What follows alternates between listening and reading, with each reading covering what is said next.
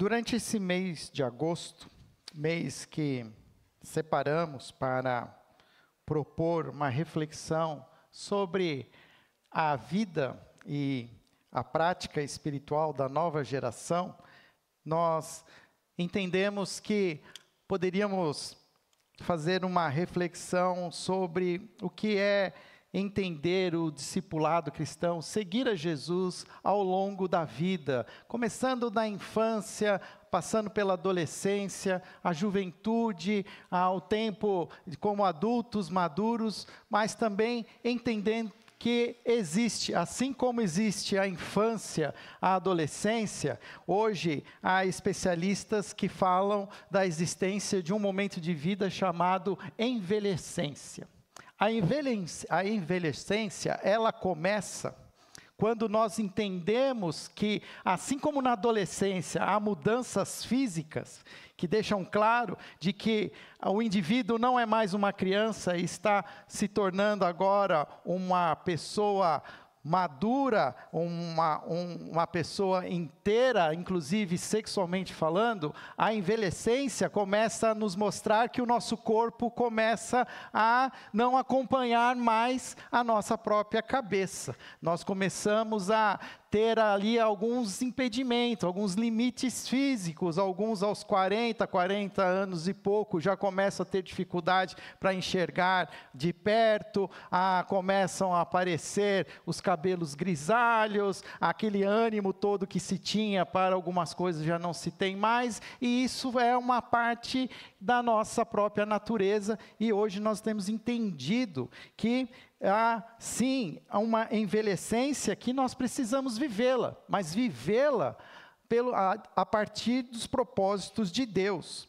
Se na infância é um tempo de aprendizado, é um tempo em que, como igreja, nós precisamos olhar para as crianças e aprender com elas, mas também ajudá-las na sua formação espiritual, de alguma maneira, ainda criança, aprenderem sobre a sua fé em Cristo Jesus e consolidar essa fé.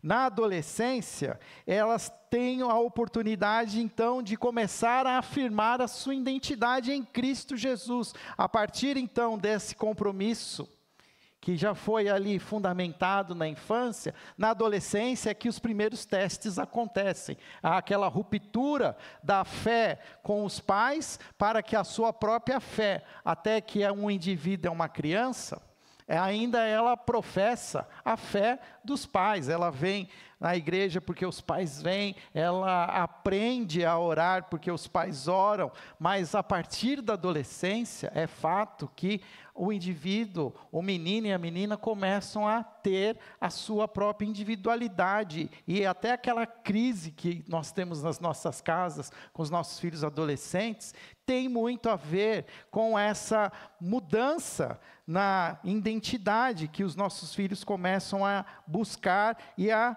defini-la. Mas isso ainda não é o fim, esse é só o começo.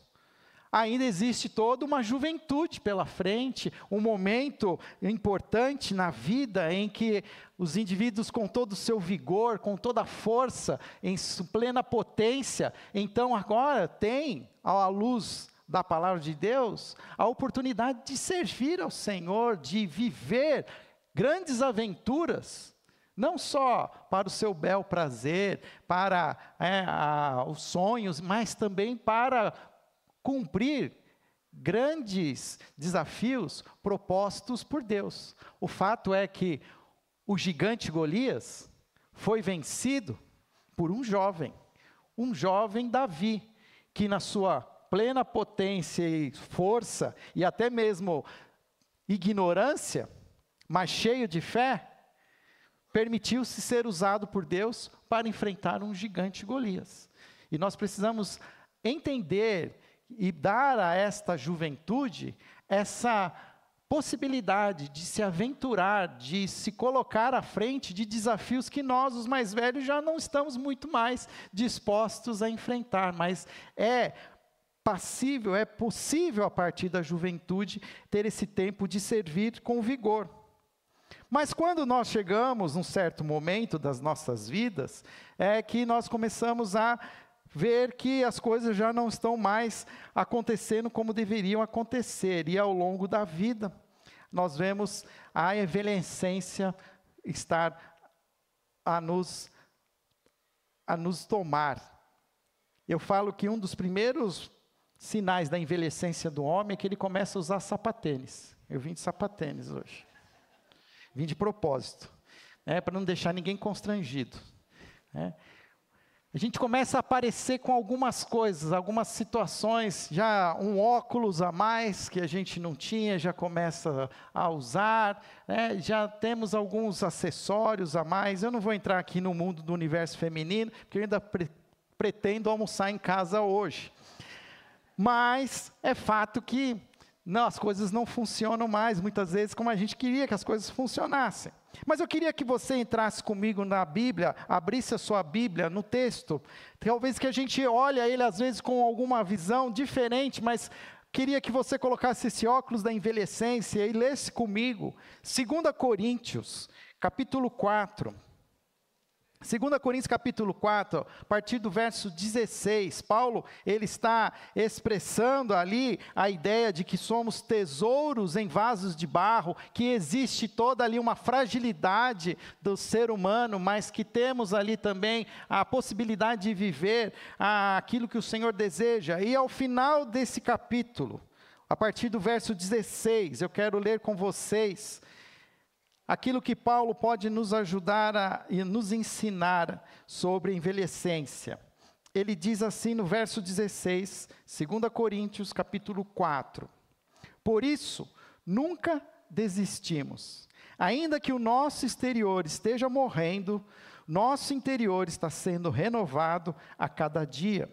Pois estas aflições pequenas e momentâneas que agora enfrentamos, produzem para nós uma glória que pesa mais que todas as angústias e durará para sempre.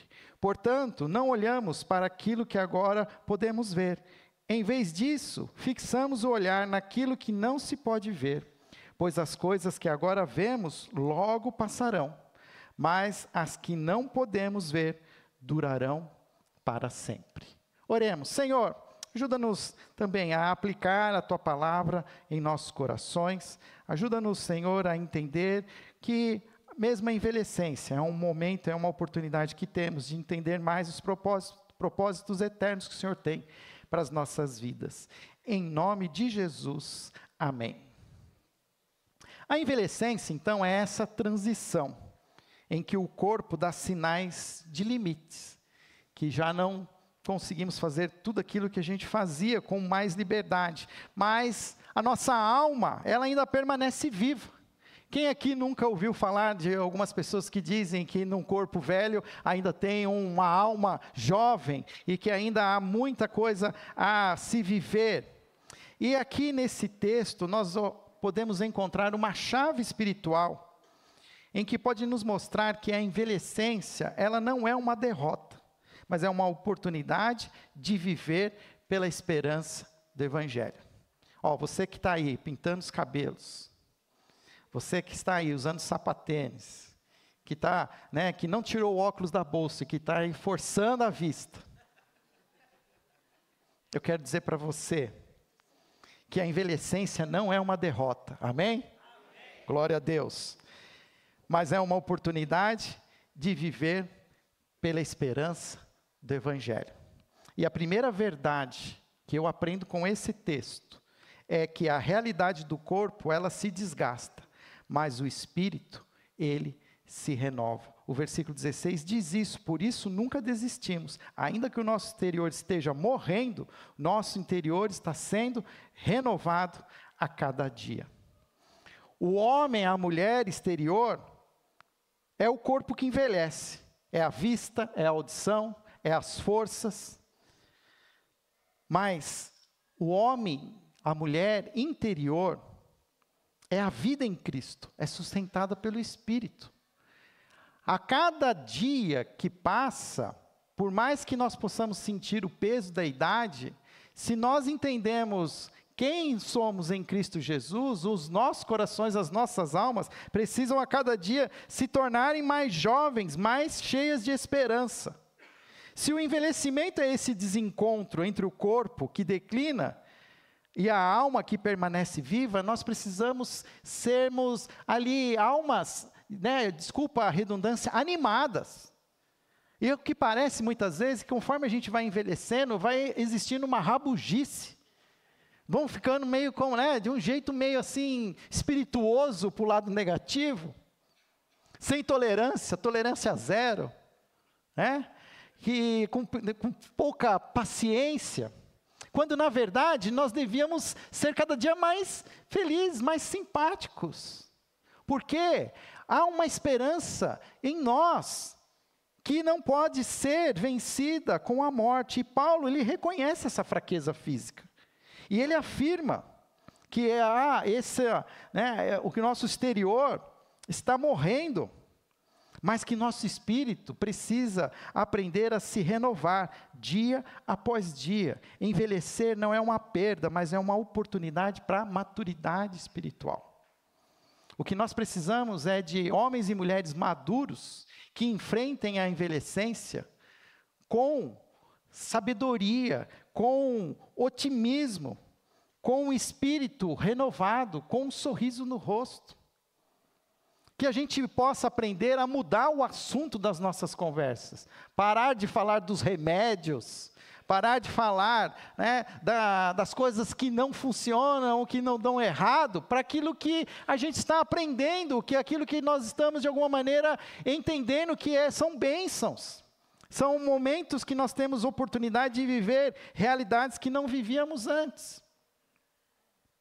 A renovação espiritual não depende da idade, mas depende da comunhão com Deus. Nós precisamos entender que nós precisamos buscar cada dia mais a presença de Deus, nos encher cada vez mais das coisas de Deus. Mas essa é só a primeira realidade, que o Espírito ele pode se renovar. A segunda verdade é que o sofrimento presente é leve e momentâneo, diante da glória futura. O verso 17 diz: pois estas aflições, pequenas e momentâneas, que agora enfrentamos, produzem para nós glória que pesa mais que todas as angústias. Quem aqui já fez reforma em casa?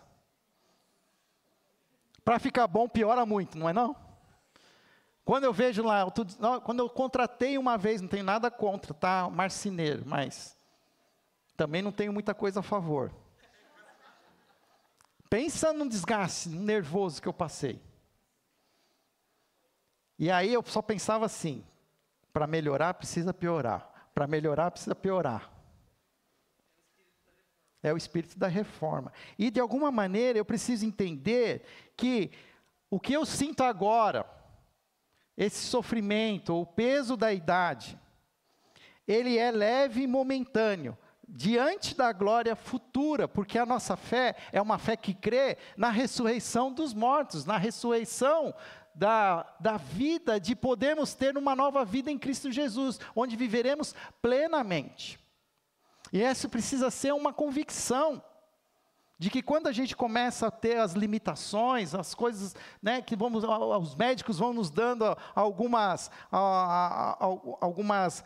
orientações, olha, você tem que parar de comer gordura, diminuir, não sei o quê, parar com esse negócio de refrigerante, e parece que assim, a gente confronta tudo isso, mas esses são sinais que nos mostram que nós temos uma vida limitada, mas agora, porque no céu não vai ter Coca-Cola. No céu não vai ter sorvete. Então a gente tem que se acostumar com essas coisas agora, a ausência delas agora. Que é uma mentira o que esses pastores ficam falando aí, que o céu tem essas coisas. Primeiro porque o céu será na terra. O próprio texto bíblico diz que novos céus e nova terra descerão e nós viveremos a plenitude do Espírito e não haverá mais o sol, porque a glória de Deus presente ilumina toda a terra. E aquilo que nós precisamos para satisfazer as nossas vidas existirá no rio de água viva que flui pela nova cidade, pela nova Jerusalém.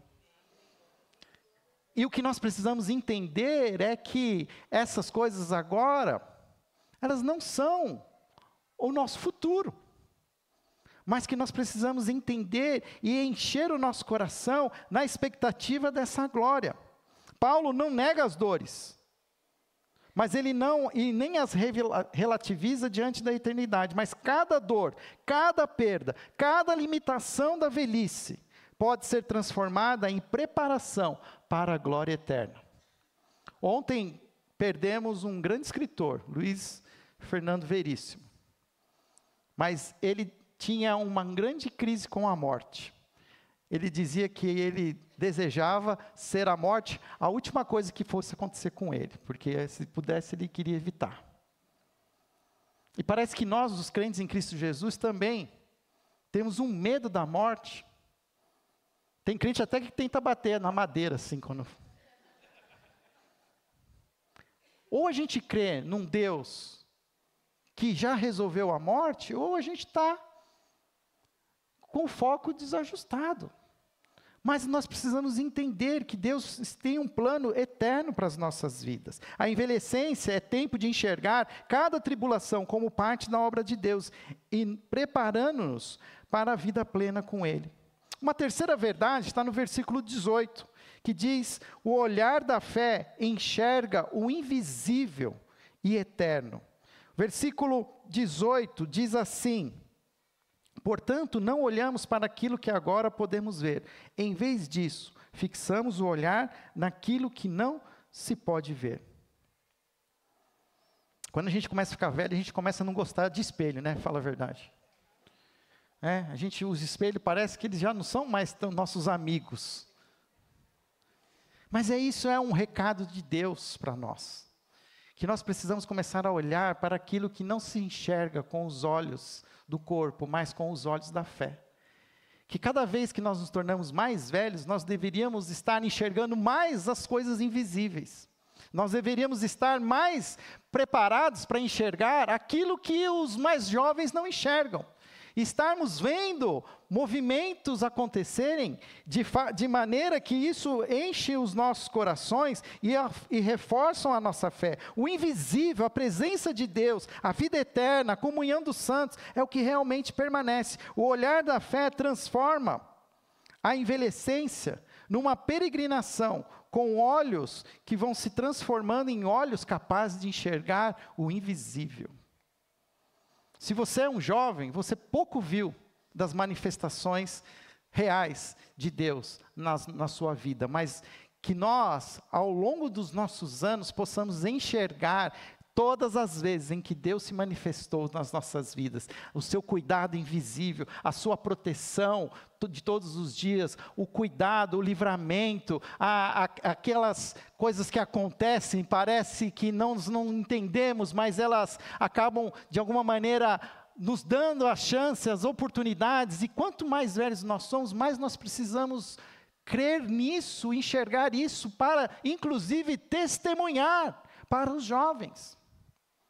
Existe hoje no nosso país uma geração de jovens seculares, jovens que de nenhuma maneira decidiram crer no sobrenatural. E quem pode hoje ainda compartilhar o sobrenatural somos nós os mais velhos. E infelizmente os nossos tempos estão fazendo com que nós os mais velhos se calem, porque nós não somos tão habilitados nas tecnologias, nós não somos tão instrumentalizados nas novas ferramentas, e os mais jovens falam assim: você não sabe nada, não aguento, não tenho paciência. Tá bom, ô Steve Jobs, vai lá, que Deus te proteja, que Deus te guarde, mas quando tudo der errado, não vem pedir oração para mim não, E a gente precisa ensinar os nossos filhos, nossos netos, a também viver esse sobrenatural. Algumas aplicações práticas que eu entendo nesse texto, que vai me ajudar.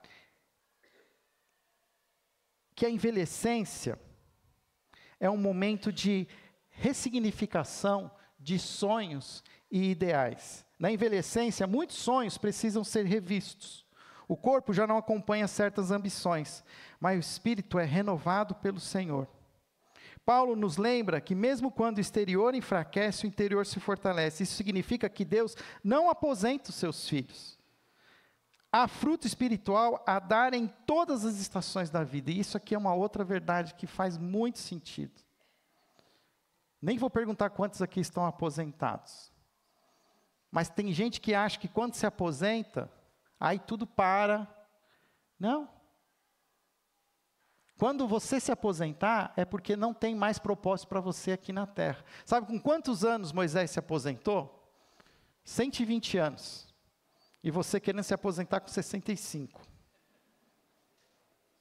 E quando Moisés se aposentou com 120 anos, Deus levou ele para um alto do monte e falou assim, ali está a nova Canaã. Mas você não vai entrar. Mas aqui você trouxe. Você fez o que eu quis, você cumpriu com o seu propósito, você trouxe o meu povo, agora você vem para o seio de Abraão, você está aposentado, está aqui a sua carteirinha, vem receber. Gente, se a sua esperança, a sua expectativa é receber previdência privada, INSS, olha, seu sonho está muito fraco, está muito baixo. A gente precisa aprender a entender que existem novos sonhos, que existem novos ideais. Deixar, talvez, alguns ideais inalcançáveis para para coisas possíveis no reino de Deus. Por exemplo, discipular netos. Cuidar das novas gerações. Servir na igreja com a sua expertise, com as suas experiências em outras organizações, mas não ficar sentado num sofá, esperando a vida acabar. A experiência da memória e da comunhão é algo também muito importante. A envelhecência pode trazer solidão. Muitos já foram, e os filhos seguem seus caminhos, as memórias se tornam privadas. Por que a gente está gravando uma série de podcasts? Porque nós não queremos que essas memórias sejam esquecidas, porque o fato é que a nova geração não está perguntando mais nada para os mais velhos. Mas eu entendo que a gente precisa guardar essas memórias, aquilo que aconteceu, de como as coisas, como é que a gente chegou até aqui. E eu quero, talvez, aqui também insistir para que você que é mais velho, não deixe que algumas coisas caiam no esquecimento. Escreva, poste, faça um livro, mas não deixe que isso se caia no esquecimento. A memória do crente, ela não pode ser apenas uma memória pessoal, mas ela é parte de uma grande história de Deus. E nós, os mais velhos, somos chamados a transformar as lembranças em testemunho vivo, transmitindo fé às próximas gerações. E aqui eu faço uma meia-culpa. Nós poucas vezes estamos dando espaço para testemunhos, para que possamos aqui compartilhar aquilo que o Senhor está fazendo. E esse testemunho deveria vir de nós, os mais velhos, que com mais tempo que temos de comunhão com Deus, mais estamos enxergando o sobrenatural e mais poderíamos estar aqui de alguma maneira propondo. Olha só, que apesar da gente ver um caos acontecendo, as coisas do Senhor continuam debaixo do seu controle. E a gente precisa chamar essa responsabilidade. Se eu aprendo essas lições, a realidade do corpo se desgasta, mas o espírito se renova. O sofrimento presente, leve e momentâneo, diante da glória, não se compara à glória futura, e o olhar da fé que enxerga o invisível. Eu olho para o Salmo 92. O Salmo 92 é Davi, terminando esse salmo, ali no verso 12, com uma figura de linguagem que me incentiva a olhar para frente e entender que eu posso viver esse futuro. O Salmo 92, o verso 12, diz assim: o justo, porém, florescerão como palmeiras e crescerão como cedros do Líbano, pois estão plantados na casa do Senhor, florescerão nos pátios do nosso Deus, mesmo na velhice produzirão frutos, continuarão verdejantes e cheios de vida, anunciarão: o Senhor é justo, Ele é minha rocha, nele não há injustiça. Que toda vez que você experimentar algum sinal da envelhecência, você possa revisitar esse texto. O texto tanto do Salmo 92, como o texto de 2 Coríntios, que diz que mesmo na velhice, produzirão frutos, continuarão verdejantes e cheios de vida. Muitas coisas vão acontecer ao longo da envelhecência que vão nos frustrando. Eu brinco que toda vez que você vai no médico, ele te manda fazer um exame, você vai perdendo a dignidade, né? Você vai fazendo uns exames cada dia mais, assim, sinistros, invasivos, humilhantes, né? Mas aí você lembra do Salmo 92. Mesmo na velhice, produzirão frutos, continuarão verdejantes, cheios de vida. Que nós encaremos a envelhecência como um processo natural, mas também como uma oportunidade para ensinar as novas gerações de que existe esperança, existe um caminho com propósitos. Se tem algo que no Brasil, uma indústria que prospera a passos largos, é a indústria da cirurgia plástica e dos cosméticos. Porque a gente, de alguma maneira, usa desses subterfúgios para dar uma amenizada na envelhecência, né? Dá um jeito aí nas rugas. E não está errado. Mas a gente não pode olhar para isso e isso ser a nossa esperança. Ser ali onde a gente vai colocar toda a nossa alegria.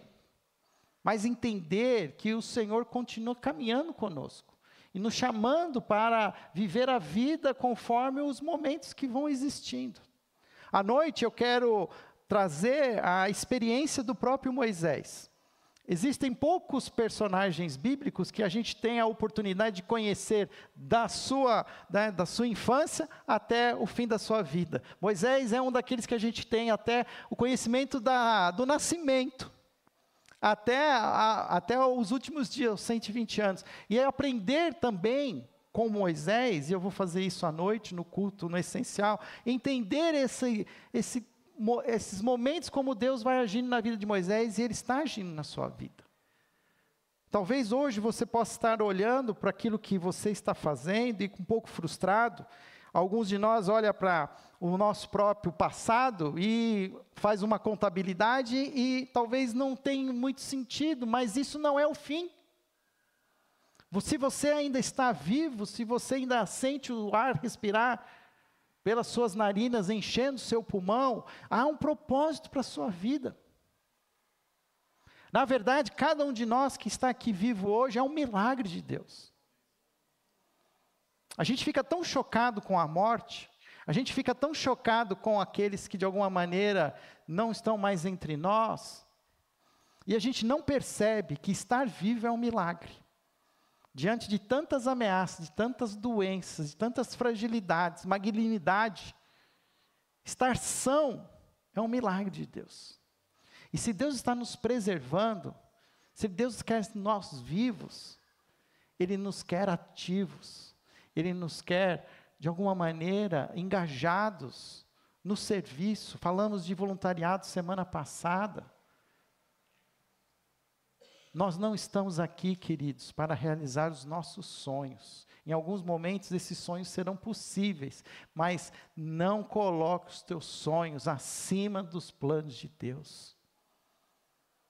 Porque o plano de Deus é um só: reunir todos os seus filhos e filhas juntos com Ele na eternidade. E nós precisamos entender isso. E cada dia que passa, cada sinal que vai marcando a nossa pele, vai nos tirando o ânimo, a destreza, não pode ser um momento de desânimo, mas de renovo e dizer que há um plano e ele está sendo construído para que todos nós possamos viver a eternidade. Feche seus olhos, nós vamos orar juntos. E eu quero aqui também dar a você a oportunidade de colocar-se diante do Senhor, de entender como você tem vivido o momento de vida que você está agora. Ao longo da vida, alguns de nós ainda estamos na juventude, ao longo da vida, alguns de nós estamos vivendo uma fase de maturidade, de plena potência, poder, oportunidades, mas também é fato que alguns de nós já estão vivendo um momento de declínio. E nós precisamos permitir sermos moldados, entender o que Deus deseja de nós. Faça essa perigosa oração. Ó Senhor, o que queres tu de mim? Ó Senhor, o que queres tu de mim diante de tanta fragilidade, dos impedimentos, das dores, diante dos traumas, das perdas que eu já tive no meu passado. Senhor, assim como aprendemos com o apóstolo Paulo, ó Pai, apesar do nosso exterior estar sendo desgastado, o nosso interior está sendo renovado, Senhor Jesus. Dá-nos, Senhor, esse entendimento a cada instante. Dá-nos, Senhor, a sabedoria para discernir todas as coisas. Ajuda-nos, Senhor, a entender aquilo que o Senhor espera de nós no momento em que vivemos. Que possamos, como o apóstolo, olhar e enxergar o sobrenatural, enxergar o invisível. Pois as coisas que agora vemos logo passarão, mas as que não podemos ver durarão para sempre. Por isso, Senhor, permaneça para sempre em nós. Essa é a nossa oração, em nome de Jesus. Amém.